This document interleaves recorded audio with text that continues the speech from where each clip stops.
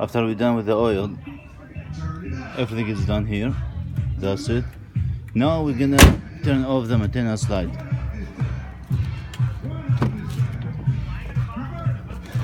And if you see here, when I turn on the car, you can see the maintenance light is coming on. Now we're gonna reset it.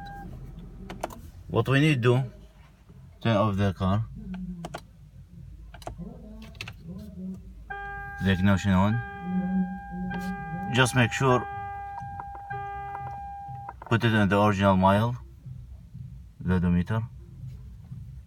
Turn off the ignition. Keep holding and just turn on the ignition. If you see,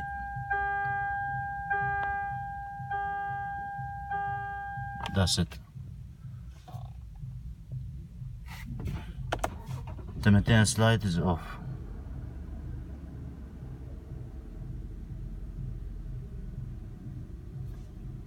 That's it.